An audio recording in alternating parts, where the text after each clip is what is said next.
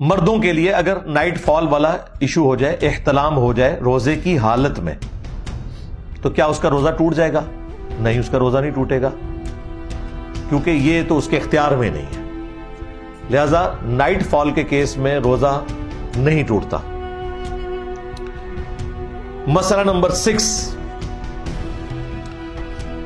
وہ ہے کہ اگر عورت کے مینسز شروع ہو جائیں، یعنی وہ پیریڈ شروع ہو جائے، تو کیا اس کا روزہ ٹوٹ جائے گا؟ جی، اس کا روزہ ٹوٹ جائے گا۔ اس کی وجہ یہ ہے کہ بخاری مسلم میں حدیث ہے، عائشہ سلام اللہ علیہا کہتی ہیں کہ نبی علیہ السلام ہمیں حالت حیض میں چھوڑے ہوئے جو روزے ہیں ان کی قضاء کا بعد میں حکم دیتے تھے، اور نمازوں کی قضاء کا حکم نہیں دیتے تھے۔ یعنی پیریڈز میں جو نمازیں چھوٹتی ہیں وہ ظاہر مشکل کام ہے، پھر وہ 35 نمازیں بن جائیں گی، وہ اللہ تعالیٰ نے عورتوں سے معاف کر دی ہیں، لیکن روزوں کی معافی نہیں ہے، وہ آپ نے بعد میں قضاء دینی ہے۔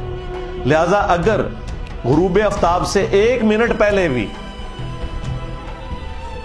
اگر کسی کے ساتھ پیریڈز والا ایشو ہو گیا تو وہ والا اس کا روزہ اسی وقت ختم ہو جائے گا، لیکن ظاہر ہے کہ پھر وہ لوگوں کے سامنے کھانے پینے کی تو ضرورت نہیں ہے، عورتوں کو پتا ہوتا ہے، وہ پردے سے اپنے معاملات کو لے کے چل رہی ہوتی ہے۔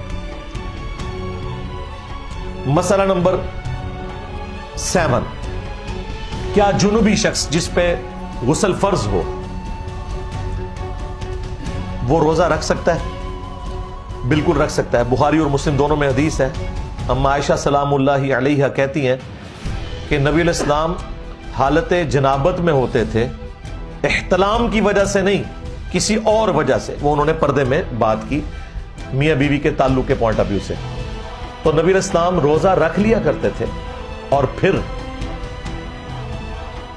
طلوع فجر کے بعد غسل اتارا کرتے تھے۔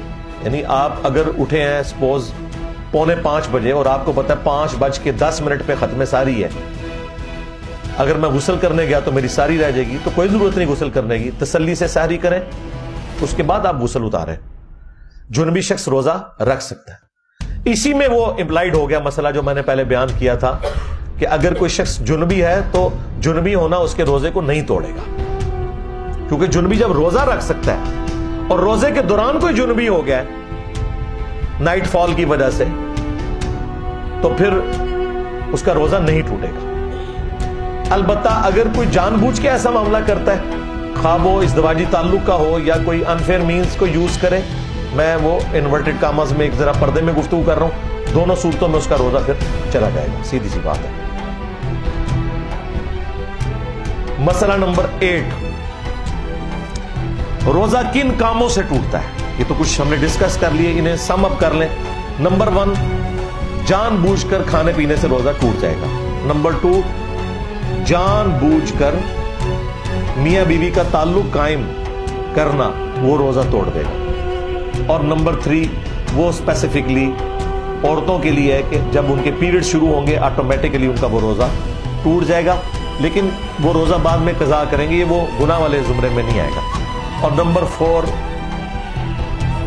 اگر کوئی شخص غلط طریقے سے، یعنی مردوں کے لیے میں بات کر رہا ہوں، مسٹربیشن والا ایشو کرتے ہیں تو ان کا روزہ بھی ٹوٹ جائے گا۔ مسئلہ نمبر 9، اگر کوئی روزہ توڑ ہی بیٹھے تو اس کا پھر کفارہ کیا ہوگا؟ تو وہ بخاری اور مسلم میں رپورٹ ہوا ہے کہ اگر کوئی شخص میاں بیوی کے ازدواجی تعلق کی وجہ سے روزہ توڑ بیٹھا ہے تو اس کا تو بڑا سخت کفارہ ہے۔ ایک غلام کو آزاد کرے گا، جو آج کل آبسلیٹ ہو چکے ہیں، اب تو غلام نہیں ملتے، ادروائز 60 روزے رکھے گا، 60 روزے نہیں رکھ سکتا اور وہ بھی مسلسل رکھنے ہیں، تو 60 مساکین کو کھانا کھلائے گا۔ اور ظاہر ہے یہ اس کے لیے جو بیچارہ افورڈ کر سکتا ہے، جو نہیں کر سکتا صرف توبہ کر لے، کافی ہے۔ تو یہ کفارہ، اس کے اوپر امام بخاری نے باب باندھا ہے کہ اگر میاں بیوی کے تعلق کی وجہ سے روزہ ٹوٹے تو اس کا یہ کفارہ ہے۔ بیسیکلی امام بخاری نے حنفیوں کا رد کیا۔ حنفی ہر مسئلے میں جس میں آپ روزے کو توڑ دیں گے وہ یہی کفارہ بتاتے ہیں، یعنی اگر کوئی جان بوجھ کے کھا پی لے نا تو وہ کہتے ہیں وہ بھی 60 روزے رکھے گا، جبکہ یہ کفارہ صرف اس معاملے میں تھا۔ اور میرا موقف بھی امام بخاری کے ساتھ ہے، کھا پی کر روزہ توڑنا اور اس طریقے سے توڑنا زمین و آسمان کا فرق ہے، اس میں پینلٹی واقعی ہونی چاہیے۔ اس میں تو چلے کوئی کسی کے ساتھ کوئی ایسا مسئلہ ہو سکتا ہے, کوئی مجبوری ہو گئی, کسی کے اوپر کمزوری طاری ہوگی, اسے روزہ توڑنا پڑ گیا, اور مجبوری میں تو خیر ویسے بھی الاؤ ہے, اس کی سزا وہ نہیں ہوگی. جان بوجھ کر کوئی کھا پی لے تو اس کے بارے میں قرآن و سنت خاموش ہے کہ وہ کفارہ کیا ادا کرے گا. البتہ المصنف ابن ابی شیبہ میں سعید ابن جبیر تابعی اور سعید ابن مسیب تابعی کے اقوال ملتے ہیں کہ اگر کوئی شخص جان بوجھ کر کھا پی کر روزہ توڑ لے تو وہ توبہ کرے گا اور تھوڑا بہت اللہ کی راہ میں صدقہ اور خیرات کر دے جو اس کی توفیق ہے, اور اس کے بعد بدلے میں ایک روزہ رکھ لے. اسے وہ 60 روزوں والا جو پلنٹی والا معاملہ ہے اسے وہ نہیں کرنا پڑے گا, اس کا یہ معاملہ ریزالو ہو جائے گا. اور یہ مسئلہ نمبر 10 تھا جو میں نے بیان کر دیا, کیونکہ یہ آپس میں جڑے ہوئے تھے کہ کھا پی کر روزہ توڑنے کا کفارہ ڈیفرنٹ ہے اور ازدواجی تعلق والا کفارہ ڈیفرنٹ ہے. اور اس میں اب اجتہادی مسئلہ ہو جائے گا کہ اگر کسی نے ماسٹربیشن کے ذریعے روزہ توڑا ہے تو اس کے اوپر 60 روزوں والا تو حکم لگانا ایک بہت ایکسٹریم ہے, اس کے لیے بھی صرف توبہ اور ایک روزے کا کفارہ بعد میں ادا کرنا ہوگا.